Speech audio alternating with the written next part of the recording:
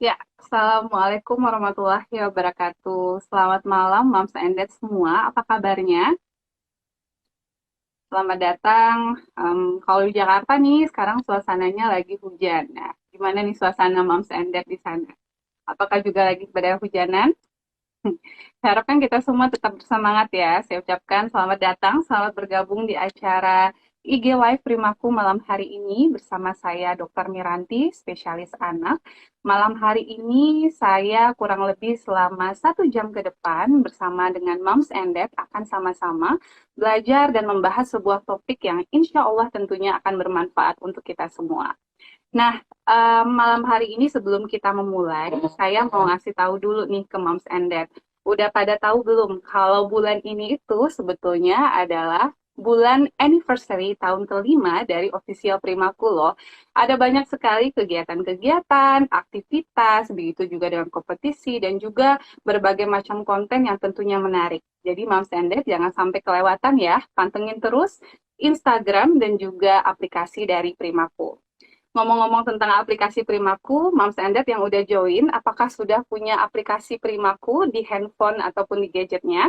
Nah, kalau belum, yuk segera di-download karena aplikasi ini sangat penting dalam membantu memantau tumbuh kembang anak dari Moms and Dad.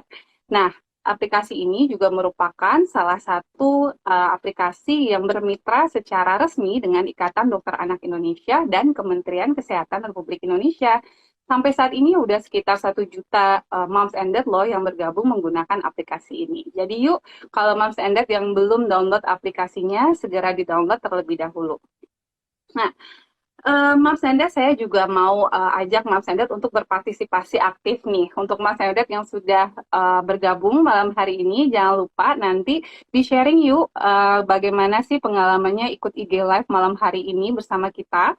Nah, lalu di-sharing di Instastory dan jangan lupa untuk di-tag official Primaku. Nah, Moms and Dad udah pada tahu dong apa sih istilah 1.000 hari pertama kehidupan?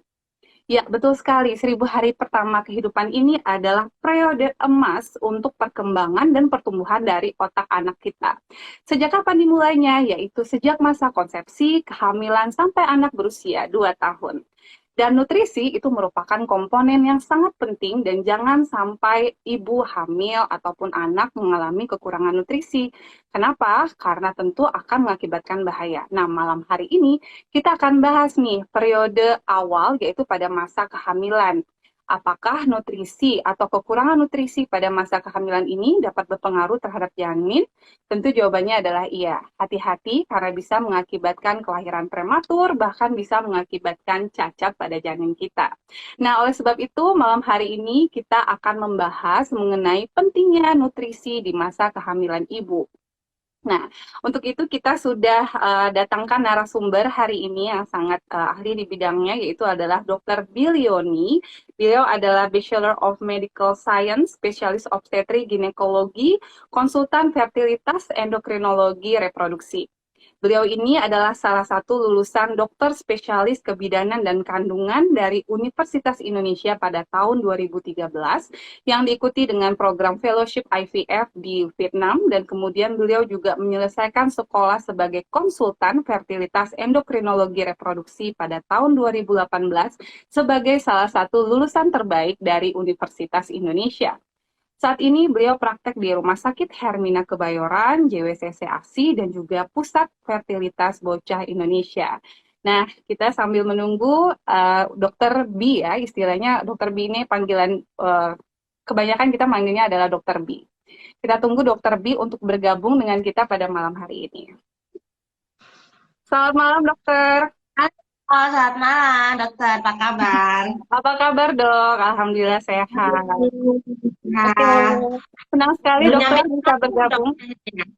Ya, Dok? Baru nyampe Jakarta katanya. Oh ya, kok tahu dong? Oh ya tadi di perjalanan betul. Jakarta sedang hujan ya dok. Mudah-mudahan Iya. tapi kita semua tetap semangat di sini untuk sama-sama belajar nih dok tentang betapa pentingnya nutrisi di masa kehamilan. Oke dokter, Amin. tadi saya sudah sedikit pembukaan nih dok tentang 1.000 hari pertama kehidupan ya dokter. Nah sebetulnya dok kan kita tahu 1.000 hari itu dimulai dari masa konsepsi, kehamilan sampai 2 tahun. Nah kalau kita ngomongin nutrisi, sebenarnya nutrisi itu pentingnya sejak kapan sih dok? Apakah harusnya pada saat memulai program hamil atau memang sejak hamil baru kita pikirkan nutrisinya dok? Ya.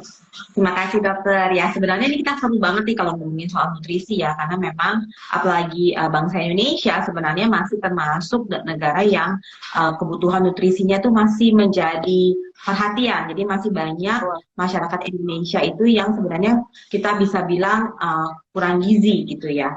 Padahal sebenarnya gizi itu sangat penting. Kenapa demikian ya? Kalau kita pikirkan ya, memang sebenarnya nutrisi itu sudah harus kita siapkan sebenarnya selambat-lambatnya 3 bulan sebelum kehamilan. Jadi sudah harus kita perhatikan terlebih dahulu sebelum seorang menjadi seorang ibu.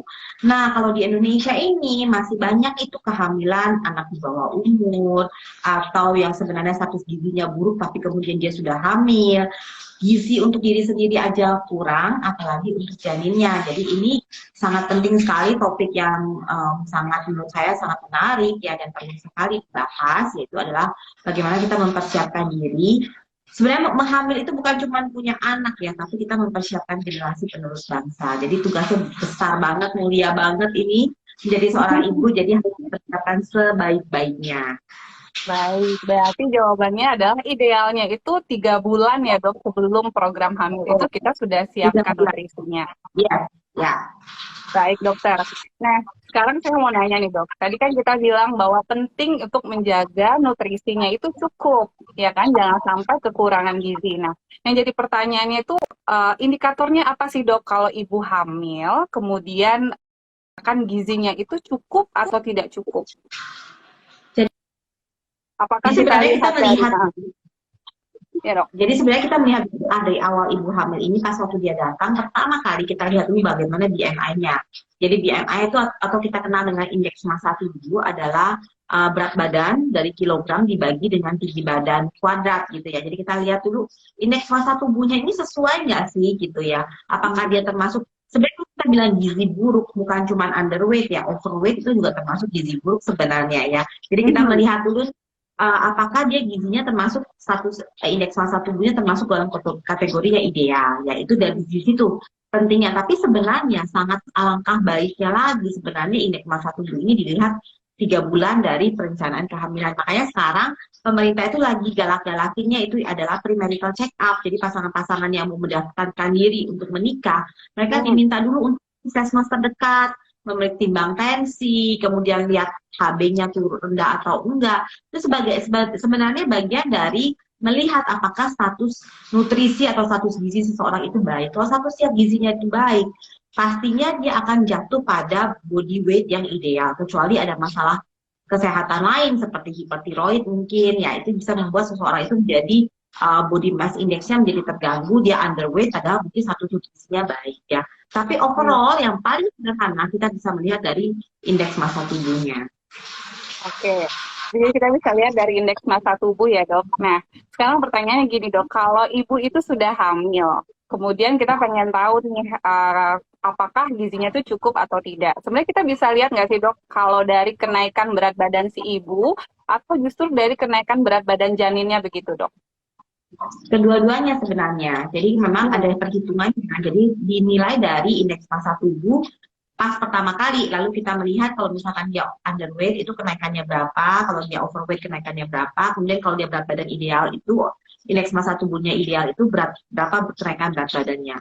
Nah, kenaikan berat badan ibu itu tidak berarti kalau baik itu pasti baik juga kenaikan berat badannya.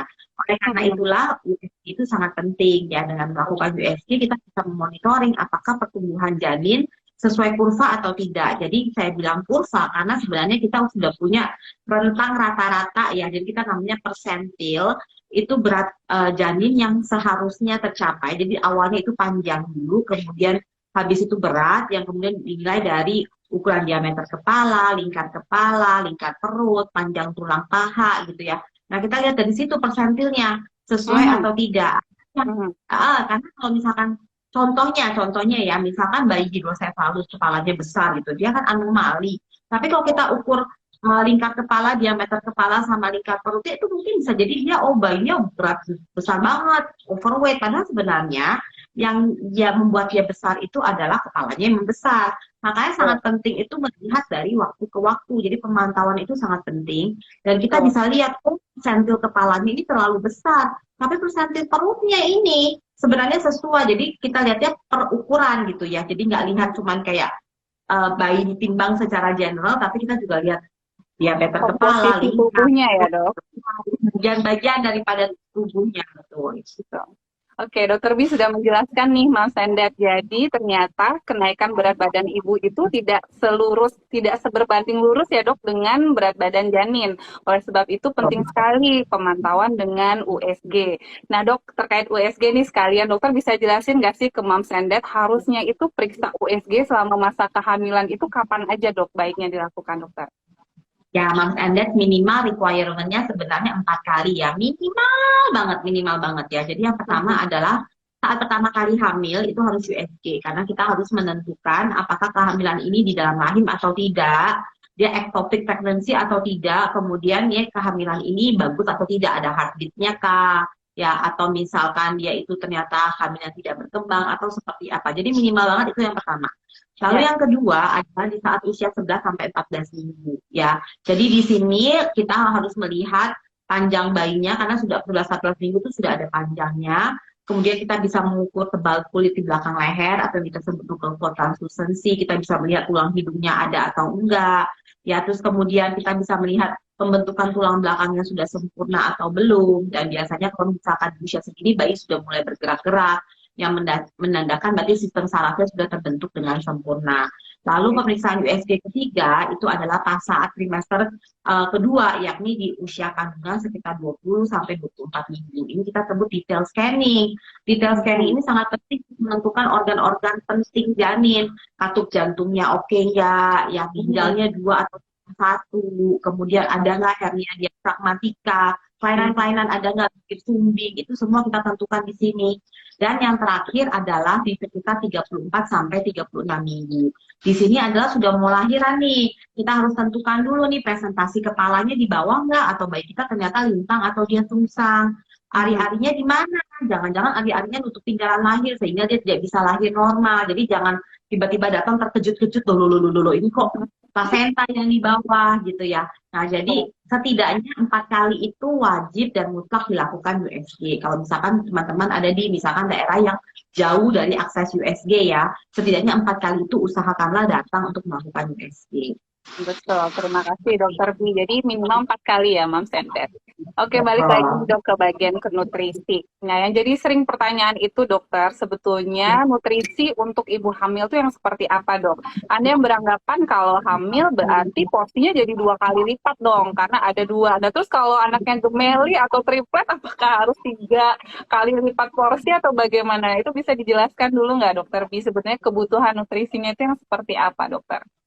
Nah, jadi kita ada yang namanya angka kecukupan gizi ya. Jadi memang ada penambahan kalori selama kehamilan sampai sekitar 20.000 kilokalori ya. Tetapi bukan berarti kalau makan itu jadi untuk 2 porsi ya. Apalagi pada trimester 1 itu sangat sulit untuk memaksakan makan sebanyak-banyaknya karena biasanya dengan kadar PTH-CG yang masih tinggi pasti akan ada rasa mual-mual, asam lambung meningkat sehingga sulit memaksakan untuk makan sedemikian rupa. Jadi sebenarnya bukan jumlah makanan yang dimakan, tetapi adalah kandungan nutrisi yang dimakan. Jadi kita pastikan makronutriennya, makronutrien itu adalah protein, karbohidrat, dan juga lemak. Kemudian mikronutrien itu dari seperti zinc, ya, zat besi, yodium, itu semua masuk dalam mikronutrien. Jadi kita harus pastikan makronutrien dan mikronutrien yang kita konsumsi itu baik. Nah, kalau misalkan sudah bagus, nggak perlu harus berlimpah-limpah jumlahnya ya. Bahkan sebenarnya kita ada, kalau mau lebih detail, itu ada gram-gram berapa yang dibutuhkan. Misalkan protein, contohnya trimester 1 itu kita butuh kenaikan sekitar 61 gram ya. Kemudian trimester kedua 70, ke trimester ketiga 90. Jadi kalau memang benar-benar mau segitu telitinya, sebenarnya kita bisa menghitung ya. Biasanya itu teman-teman dari dokter gizi, mereka akan menghitungkan, oh pagi makannya ini, siang ini, snacknya ini gitu ya. Jadi itu kalorinya benar-benar terhitung. Maka sekarang banyak catering ya, jasa catering yang disediakan untuk ibu hamil gitu ya. Hmm. Jadi sudah yang nutrisinya sudah dihitung dengan baik. Jadi kenaikannya tidak berbanding dengan kalau jadi dua tuh harus kali dua, bukan seperti itu. Tentu saja ada kenaikan, tetapi ada perhitungan tersendiri. Baik dok. Berarti kalau mau sederhananya nih dok untuk ibu-ibu ya mungkin kalau itu kan agak ribet ya dok harus nimbang-nimbang berapa gram. Nah kalau sederhananya apakah memang maksudnya hanya seimbang terus makannya 3 kali sehari harus ada karbohidrat, protein atau lemak itu atau bagaimana dok? Biar simpelnya gitu dok. Simpelnya sebenarnya makan kita memilih jenis makanan yang mengandung nutrisi yang tinggi tetapi rendah kalori ya. Jadi contohnya gini, apakah harus 3 kali sehari? Tentu tidak ya. Beberapa ibu hamil terutama di trimester 1 dan trimester ketiga itu sudah sangat sulit memakan 3 porsi dalam satu hari. Malah yang lebih dianjurkan adalah small frequent feeding, jadi porsi kecil tapi per 2 jam. Nah, yang saya maksudkan dengan makanan tinggi nutrisi tetapi rendah kalori adalah contohnya seperti ini. Misalkan kita sudah makan sarapan pilihannya apa?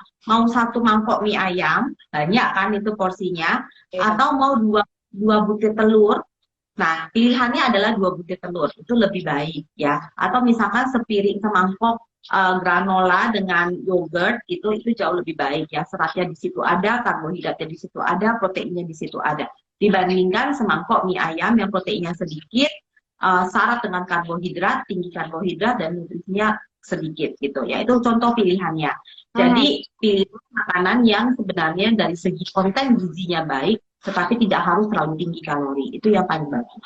Oke, berarti prinsipnya mungkin mirip kayak anak juga ya dok. Jadi harus yang cukup, lengkap, dan seimbang mungkin seperti itu ya dok. Baik dokter Bi. Nah dokter Bi, tadi dokter juga menjelaskan nih dok bahwa kehamilan itu kan ada trimester 1, 2, dan ada 3. Nah sebetulnya ada perbedaan nggak sih dok? Tadi dokter sempat menjelaskan sedikit bahwa kebutuhan protein ternyata dari trimester ke trimester makin tinggi ya dok. Nah itu sebenarnya bagaimana dok? Bisa dijelaskan lagi nggak? Kenapa sih di trimester 1 kita butuhnya segini, 2 segini, dan 3 segini begitu dokter?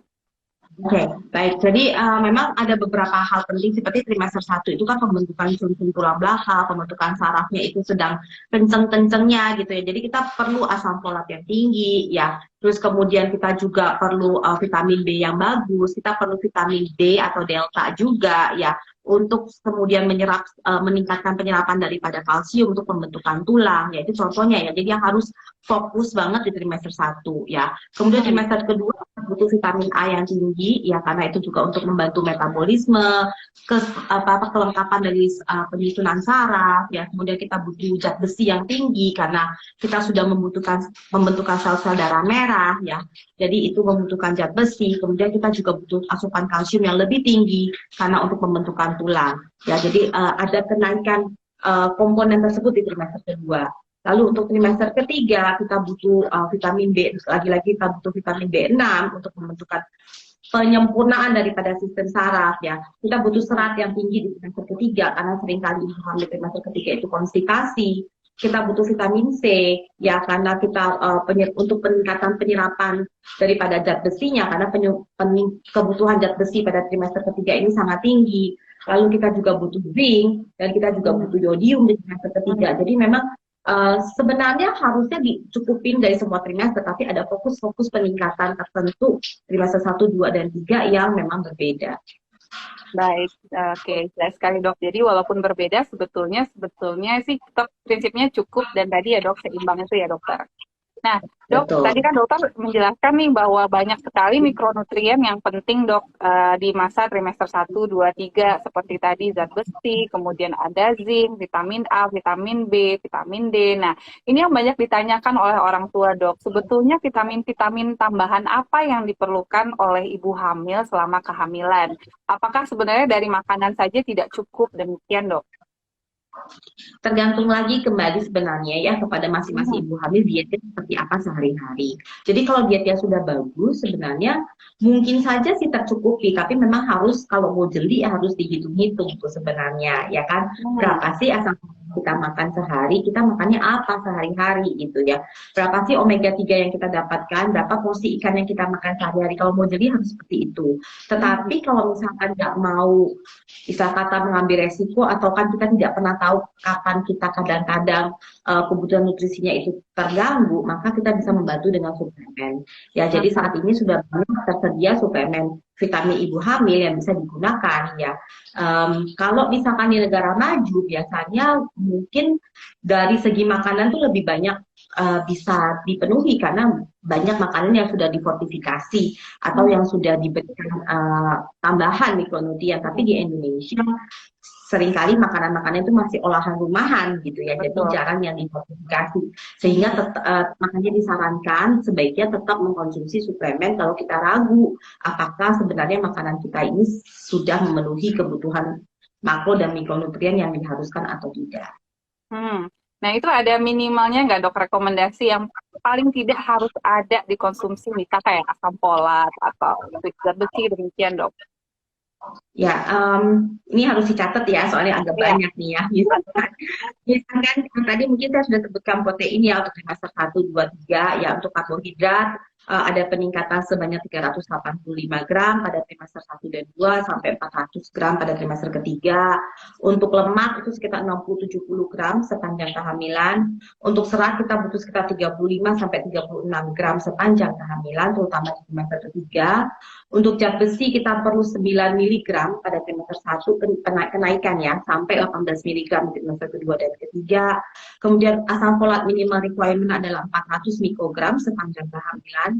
Kalsium kita butuh sampai 1200 miligram.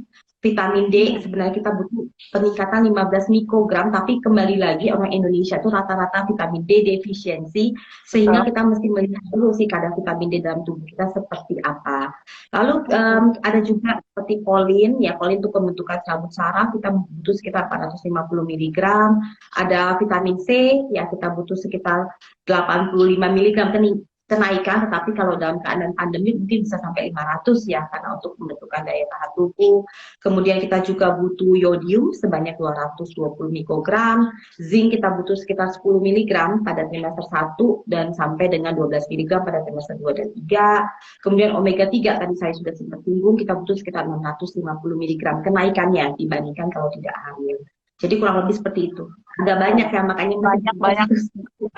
Jadi intinya berarti lebih baik konsultasikan juga ke dokter obstetrik ginekologinya ya dok, untuk kebutuhan vitamin yang dibutuhkan suplementasi dari ibu hamil ini. Nah, sering jadi pertanyaan juga ini dok, kalau tadi dokter menjelaskan kan kebutuhannya dok, kalau kita tuh di pasien anak misalkan zat besi, kita akan ada saran kita periksa dulu nih dok level zat besinya. Nah, kalau pada ibu hamil tadi dokter juga sempat bilang bahwa vitamin D juga lebih baik diperiksakan dulu. Nah, sebetulnya ada pemeriksaan lab tersendiri nggak sih dok sebelum kita memberikan nutrisi di masa kehamilan ini yang harus terpenuhi? Adakah lab-lab yang harus diperiksa dulu dok pada ibu hamil? Idealnya beberapa konsultan fitomaternal mereka memeriksakan semua mikronutrien ini, tapi harganya bisa sampai 7 juta rupiah kalau mau diperiksa sebegitu detail ya. Saya kira ini tidak mampu karena kalau kita kerjakan untuk seluruh masyarakat Indonesia, sehingga dari Persatuan Obstetrik Ginekologi Indonesia juga tidak menyarankan pemeriksaan mikronutrien selengkap itu. Jadi biasanya kita hanya menyarankan porsi makanan apa saja yang perlu dimakan gitu, yang baik dimakan, dan seperti apa konsumsinya gitu ya. Jadi misalkan, oh kalau ikan tuh nggak bisa mual gitu, oke, jangan konsumsi mungkin di pagi hari. Bagaimana kalau kita jadikan sebagai makan siang beserta dengan lauk lain. Jadi mungkin seperti itu, karena kalau misalkan diperiksa semua mikronutriennya itu terlalu mahal. Namun yang standar dan pasti harus diperiksa adalah kadar zat besi di dalam tubuh ya. Jadi pertama adalah hemoglobin terlebih dahulu. Nah, tetapi kan di kehamilan itu ada yang kita sebut anemia dalam kehamilan. Anemia karena cairan di dalam tubuh selama hamil itu meningkat, sehingga seolah-olah pasien ini HB-nya turun atau anemia. Sehingga di sanalah kita perlu misalkan kadar ferritin atau zat besi. Kita melihat cadangan zat besinya itu sebenarnya bagus nggak? Kalau bagus maka sangat mungkin tidak perlu mendapatkan penambahan. Dan juga jangan lupa sebenarnya masih ada sebagian kecil dari populasi Indonesia adalah kaum talasemia minor ya, di mana mereka sebenarnya menderita kelainan darah ya, sehingga HB-nya itu tidak pernah bisa bagus, mereka akan selalu dalam keadaan anemia. Pada Hmm. keadaan thalassemia ini mungkin zat besi bukan jawabannya gitu ya, jadi kita harus menelusuri terlebih dahulu penyebab daripada anemianya itu apa. Baik, terima kasih Dokter Bin. Jadi kesimpulannya sebetulnya sih kita bisa cek lab banyak sekali, tapi tidak direkomendasikan karena terlalu mahal ya dok. Jadi yang saat ini direkomendasikan itu, ya betul, yang direkomendasikan adalah pemeriksaan HB untuk melihat ada anemia dan juga untuk profil besinya ya dokter. Oke, jangan lupa ya Mams and Dad. Oke, dokter, ini ada lagi saya mau bertanya terkait dengan status gizi ibu di awal. Misalkan ibunya sudah overweight atau sudah obes di awal, dok. Sementara kan dia harus memberikan nutrisi yang cukup selama ia hamil. Nah, itu ada kiat tersendiri nggak, dok, untuk ibu hamil? Apakah dia harusnya diet untuk menurunkan berat badan atau seperti apa, dok? Idealnya sebenarnya harusnya ibu hamil ini mencapai berat badan ideal dulu sebelum dia hamil ya. Tetapi Oke, kalau dia sudah terlanjur obes dan hamil, maka dia tidak disarankan untuk diet karena kita tahu selama kehamilan justru ada peningkatan kebutuhan kalori. Tetapi kalori itu kan bisa didapatkan dari makanan yang tidak harus mengandung lemak jenuh misalkan, tidak harus mengandung gula yang tinggi contohnya. Kalaupun mau karbohidrat, cobalah cari karbohidrat kompleks ya, tidak dengan mudah menaikkan kadar gula darah di dalam tubuh.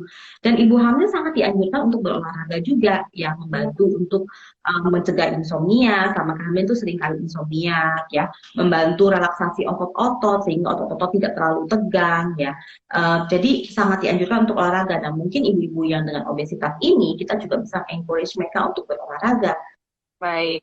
Jadi selain nutrisinya juga tetap harus dipenuhi, cuman dipilih saja gitu ya dok, kayak lemaknya dipilih yang tidak jenuh tadi gitu ya dok. Oke baik dokter. Betul.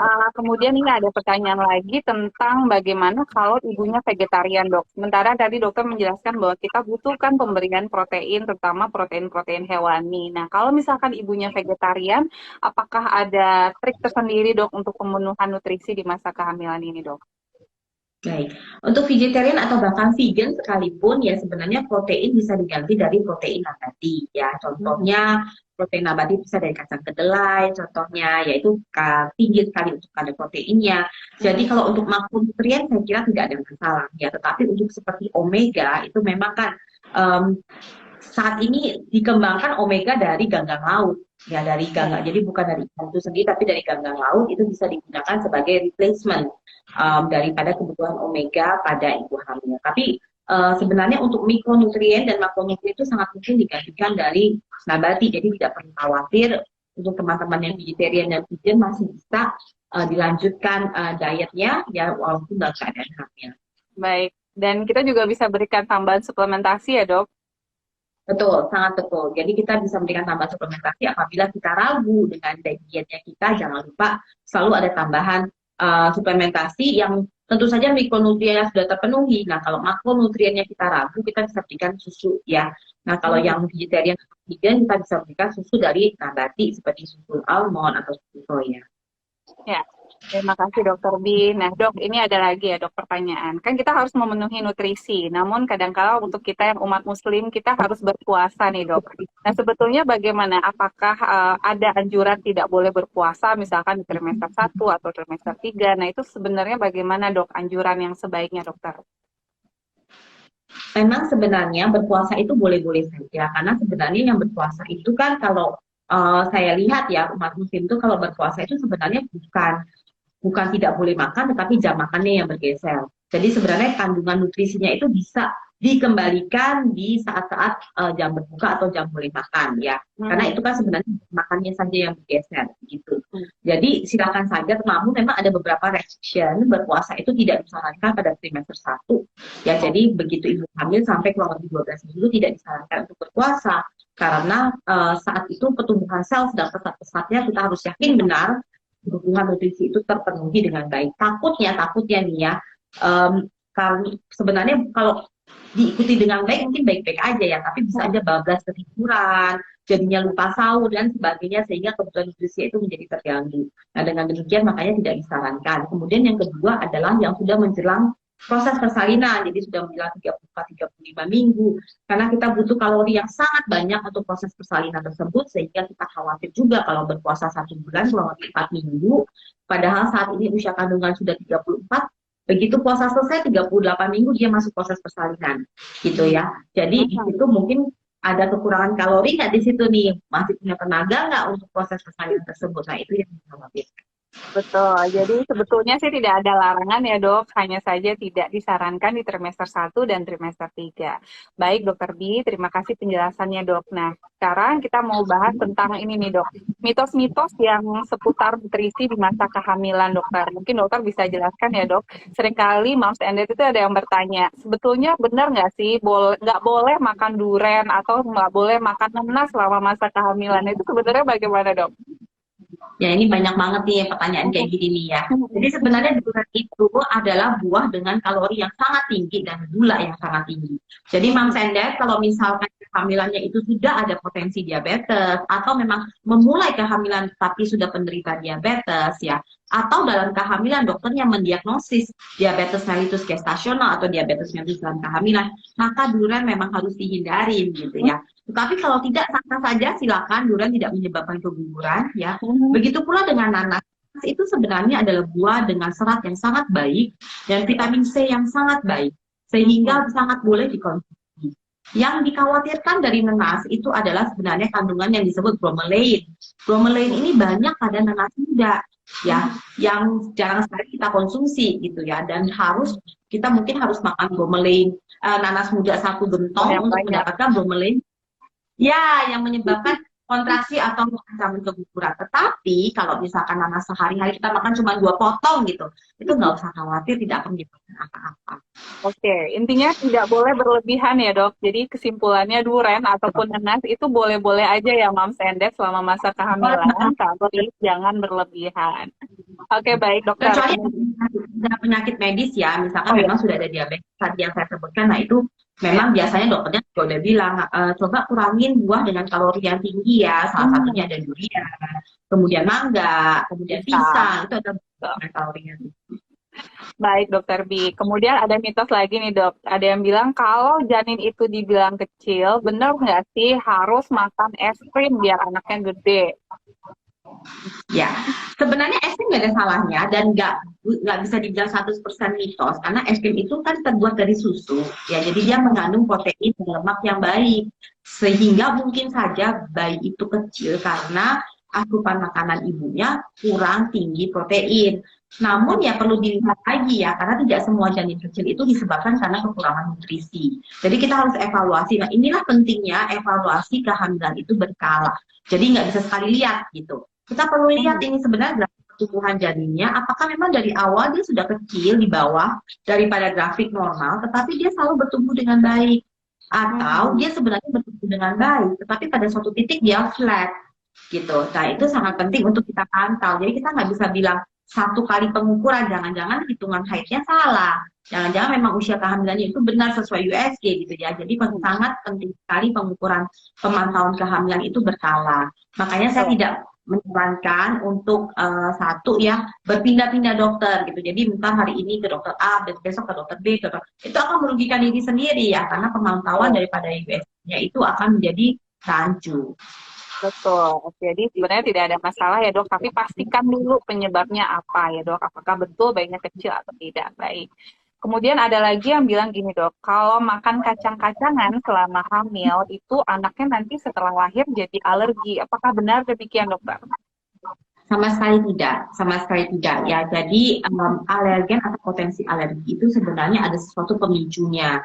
Jadi justru sebenarnya beberapa hal yang bisa mengurangi reaksi alergi pada anak adalah saat hamil konsumsilah probiotik ya. Jadi kita berusaha mencegah adanya leaking daripada mikrobiota usus yang bisa memicu terjadinya alergi pada si janin. Lalu yang kedua sebenarnya ya namanya alergi itu kita mesti memastikan juga bayi itu mengkonsumsi ASI yang baik ya. Jadi dengan adanya ASI, protein asing di dalam tubuh, jadi paparan protein asing pada awal kehidupan bayi di mana ususnya belum sempurna, tertutup lapisan ususnya belum tertutup dengan sempurna, itu akan mengurangi paparan protein asing sehingga badan ini tidak langsung bergerak untuk menyerang gitu ya. Jadi kalau begitu dia protein asing, badan ini akan bereaksi, apa nih, kok ada protein sapi di sini gitu. Ya, nah dia kemudian akan mencoba melakukan perlawanan quote and quote, dan disitulah reaksi alergi akan timbul.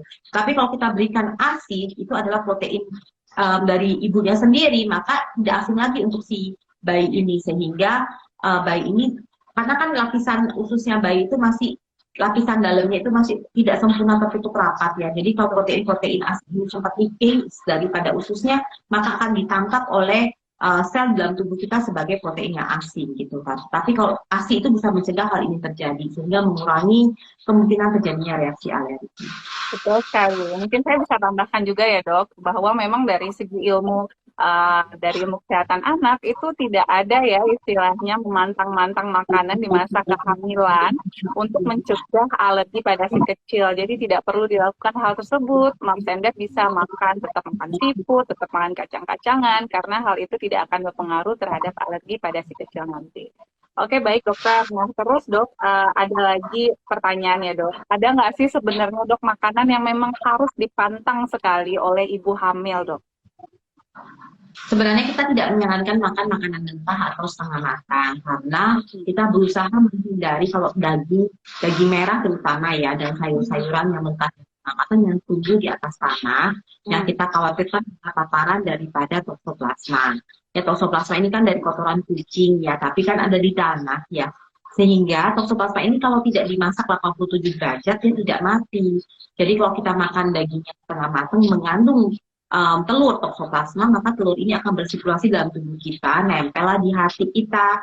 Kalau kita sehat sih apa, tetapi kan bisa di-pass on ke janin kita. Nah, janin yang terpapar itu akan menjadi masalah, bisa menyebabkan cacat janin. Sehingga kalau bisa ya daripada pusing-pusing hindarin aja lah, apa susahnya sih nggak makan mentah setengah mateng gitu. Ya, jadi betul, itu sebaiknya dihindari. Berarti makan sushi nggak boleh dok? Saya kira kalau sushi sebenarnya yang kita khawatirkan adalah infeksi daripada kontaminasi ikan yang tidak bersih ya, bukan toksoplasmanya. Namun kalau sushinya itu dari matang ya, biasanya kalau sushi misalkan unagi itu kan matang, silakan saja gitu ya. Tapi kalau sashimi mungkin ya baiknya dihindari.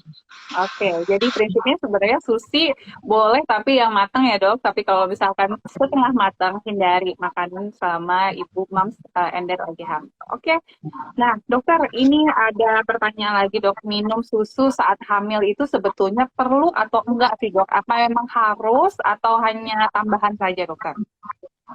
Jawabannya tidak perlu atau tidak wajib, ya tidak diwajibkan, tidak perlu, tidak diwajibkan, namun case by case ya. Kalau misalkan memang makanannya itu tidak bisa berimbang, sekali lagi, apalagi banyak muntahnya daripada makannya, maka susu bisa menggantikan kebutuhan makro dan mikronutrien. Apalagi kalau memang susu-susu sekarang ya banyak sekali yang sudah difortifikasi dengan segala jenis vitamin, ya sehingga boleh untuk dikonsumsi.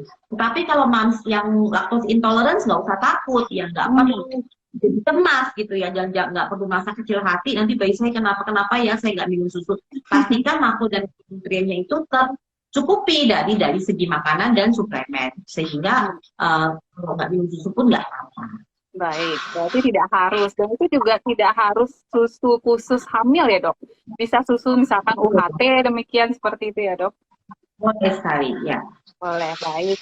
Terima kasih dokter. Nah, ini ada lagi pertanyaan ya dokter terkait dengan produksi ASI dok. Kita tahu bahwa ASI itu sebenarnya sudah mulai terproduksi sejak masa trimester ketiga ya dok. Terus ada Moms and Dad yang bertanya, apakah sebetulnya kita makan makanan tertentu yang sifatnya seperti ASI booster di trimester ketiga itu akan mempengaruhi nanti dok waktu lahir itu produksi ASI-nya memang jadi melimpah. Apakah ada indikasi demikian dokter? Sebenarnya untuk produksi ASI, jumlah volume ASI itu bukan satu faktor. Ya, jadi kalau misalkan mau mengkonsumsi makanan yang bisa meningkatkan produksi ASI seperti kacang almond, ya atau bahkan sekarang ada suplemen dari placenta ekstrak, boleh-boleh saja. Tetapi jangan hanya mengandalkan itu saja. ASI itu harus diusahakan. Ya, saya kira semua moms yang sudah pernah menyusui di sini pasti setuju dengan saya. Jadi kalau kita konsumsi semua suplemen, tapi kita malas menyusui, ya menyusuinya nggak disiplin, payudaranya sering bengkak, jangan harap ASINya banyak, ya. Tapi kita harus rajin mengeluarkan ASINya, payudara nggak boleh bengkak, ya 2-3 jam menyusui, jadi harus disiplin, harus konsisten. Nah disitulah produksi ASI kita bisa banyak. Setiap selesai menyusui kita pompa lagi, Nah, di situ pengosongan ASI juga sangat penting untuk volume ASI. Jadi jangan hanya satu faktor saja. Oke, jadi sebenarnya kalau dari segi studi-studi ilmiah sebetulnya tidak ada ya dok laporan bahwa makan-makan booster ASI di masa kehamilan itu justru meningkatkan produksi ASI nanti setelah lahir. Justru yang penting tadi seperti dokter Bi bilang pengosongan payudara itu yang paling penting ya dok. Baik dokter, nah ini kita coba bacakan pertanyaan-pertanyaan yang sudah masuk ya dokter. Ini ada pertanyaan dari Aziza, dokter. Apa yang harus saya makan, dok? Saya hamil dengan kolesterol yang tinggi karena genetik. Sudah pasang ring, sepertinya sakit jantung ya, dok. Jadi takut sekali kalau makan makanan yang memiliki kandungan lemak tinggi. Bagaimana, dokter? Ya, ini memang kasus yang termasuk high risk kalau sudah pasang ring terus kemudian hamil termasuk kasus yang high risk karena sebenarnya kehamilan sendiri meningkatkan kadar kolesterol dalam tubuh. Sehingga memang kalau lagi hamil nggak usah iseng-iseng periksa kolesterol udah pasti naik gitu ya. Tapi kalau memang kasusnya ini kan memang dia sudah hiperkolesterolemia, sudah ada masalah jantungnya, terus kemudian dia hamil. Ini memang kehamilan beresiko ya. Bagaimana caranya supaya tetap kebutuhan lemaknya itu terpenuhi? Bisa konsumsi lemak tak jenuh, nggak mesti lemak jenuh kan yang dikonsumsi. Contohnya adalah lemak-lemak nabati gitu ya. Jadi olive oil itu juga sumber lemak yang bagus gitu ya. Jadi tidak perlu lemak jenuh yang beresiko ya. Jadi silakan saja. Betul, jadi bisa diatur ya dok sebetulnya dietnya. Baik dokter, kemudian ada pertanyaan lagi dokter. Dari Ibu Liana menyatakan untuk nutrisi ibu hamil punya riwayat HB rendah, HB-nya pernah 8, kemudian disarankan suplementasi besi dok, tapi ibunya ini mual. Kemudian bagaimana menyiasatinya? Memang efek sampingnya bikin mual ya dok si suplemen besi ini dok? Zat besi, ya, tapi sebenarnya zat besi itu bisa kita pilih tipenya, kan sebenarnya zat besi itu banyak pilihan terapi zat besinya ya.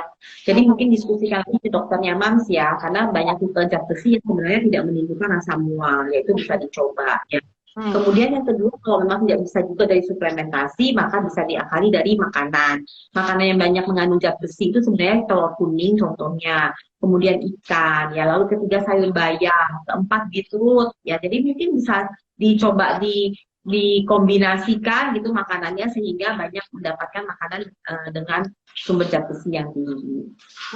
Tapi ada juga yang bisa diberikan secara intravena ya dok, zat besinya dokter? Ya, betul. Kalau memang defisiensinya sangat banyak dan kita mau ngejar karena sudah sedikit, sudah dekat waktu persalinannya, makanya kita bisa memberikan yang seperti intravena, itu adalah golongan dari iron sucrose, yaitu cepat 2 minggu udah naik zat besinya, ferritinnya, ya. Ya baik, berarti bisa membantu juga ya dok kalau misalkan nggak bisa per minum obat suplementasi, bisa dibantu juga mungkin dengan infus ya dokter. Betul. Baik. Kemudian pertanyaan selanjutnya dokter dari Ceubebreu ya. Dia menanyakan adalah benarkah dok kalau mengidam itu adalah sinyal bahwa tubuh sedang kekurangan nutrisi tertentu bagi si ibu hamil dok?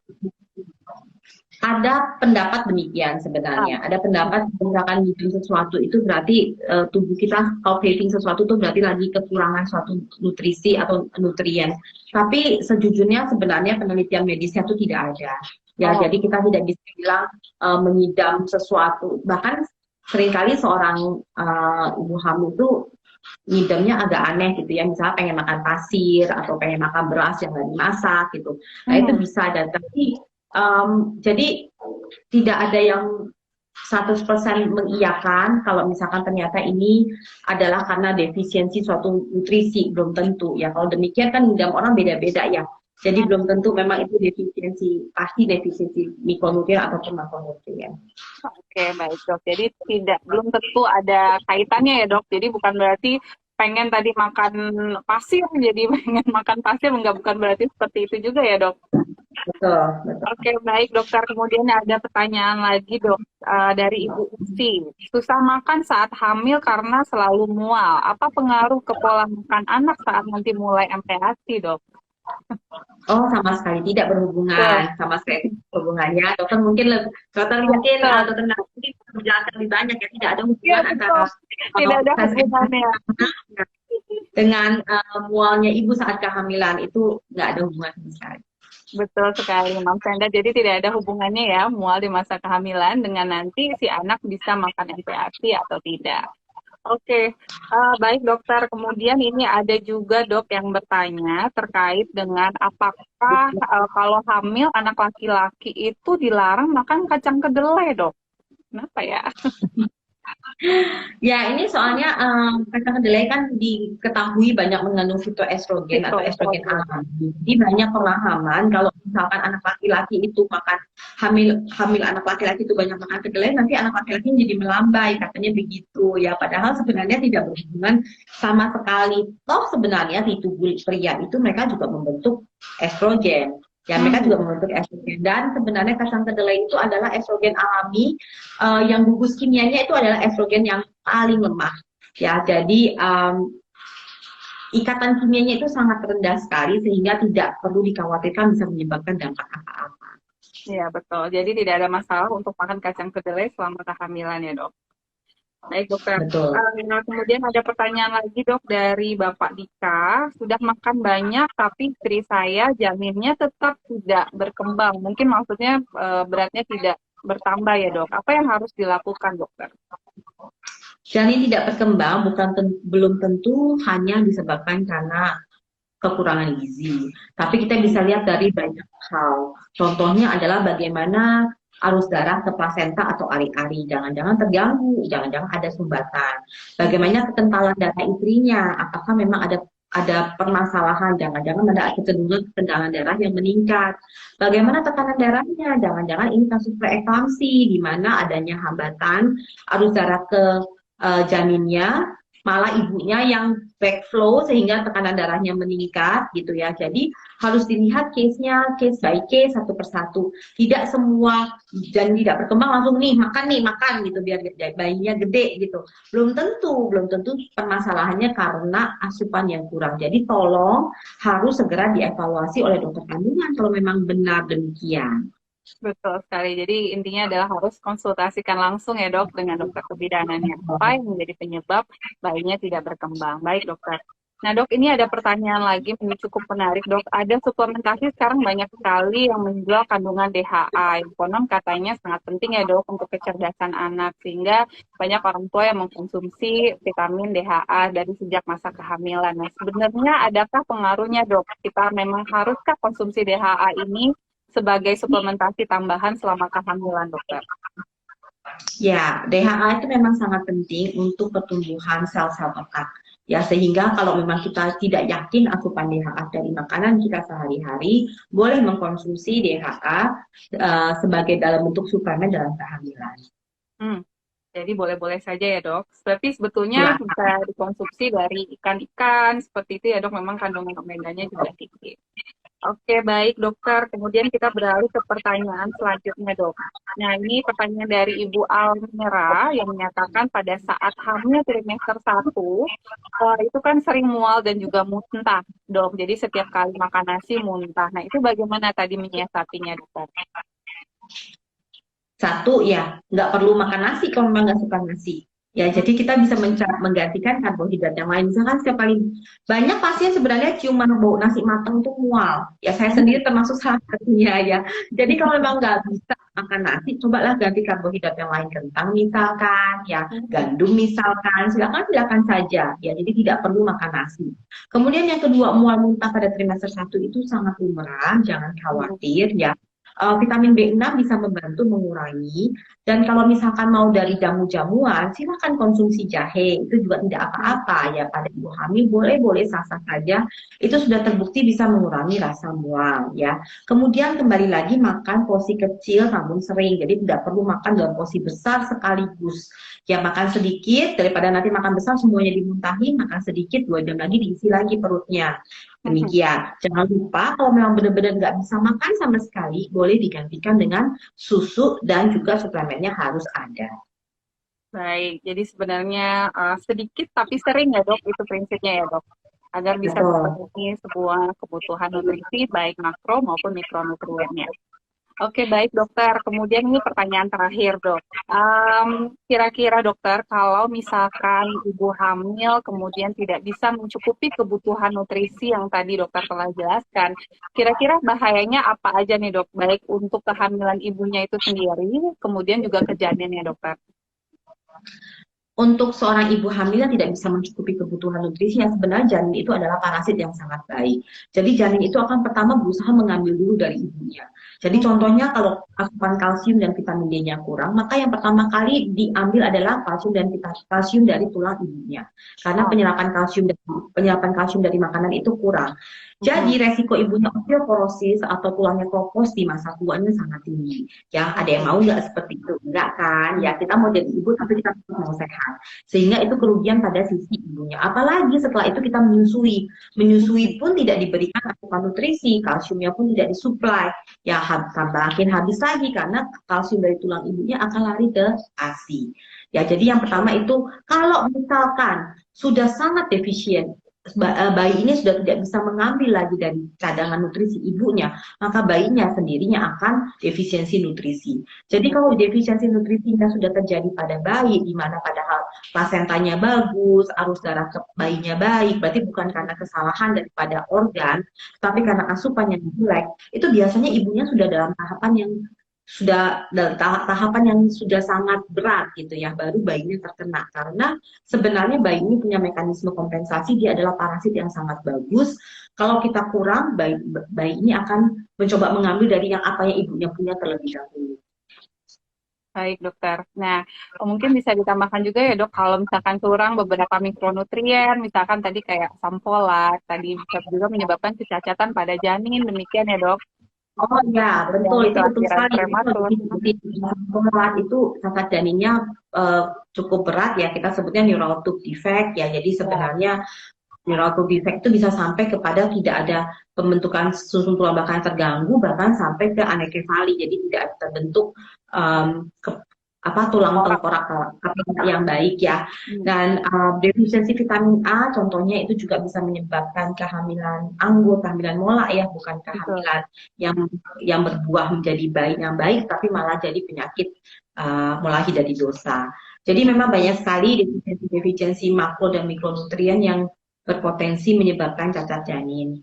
Baik, jelas sekali ya dokter, maka itu sangat penting untuk memenuhi kebutuhan nutrisi semasa kehamilan. Oke, baik dokter, mungkin untuk terakhir dokter bisa berikan closing statement dokter, bagaimana apa yang kita rangkum dari hari ini dokter. Nutrisi merupakan faktor yang sangat penting untuk pertumbuhan janin. Mhm. Penuhi kebutuhan nutrisi sejak awal kehamilan. Kalau bisa, bahkan persiapkanlah kehamilan dengan sebaik mungkin. Pastikan dulu mam sudah cukup nutrisinya, tidak dalam keadaan kekurangan atau kelebihan. Kemudian pastikan sudah memenuhi kebutuhan nutrisinya 3 bulan sebelum persiapkan kehamilan. Ingat ya mams, generasi penerus bangsa ada di tanganmu. Wih, betul sekali dokter. Terima kasih banyak dokter di atas closing statement-nya. Betul sekali ya, Mams Enda, tolong digaris bawahi bahwa ingat 1.000 hari pertama untuk mewujudkan generasi anak-anak yang cerdas, maka kita harus persiapkan. Bukan saja sejak hamil, tapi harus dipersiapkan minimal paling 3 bulan ya dok, sebelum masa kehamilan itu sendiri. Pastikan cukupi nutrisinya secara cukup, seimbang, dan juga lengkap ya dok. Baik, terima kasih banyak Dokter Bi. Saya ingin mengingatkan kembali nih dok, kepada seluruh moms and dad untuk jangan lupa untuk mendownload aplikasi Primaku dan juga catat pertumbuhan dan perkembangan si kecil agar bisa membantu untuk memantau tumbuh kembangnya secara baik. Kemudian jangan lupa juga untuk terus memantau Instagram Primaku dan juga aplikasi Primaku karena bulan ini adalah bulan anniversary yang kelima dari Primaku.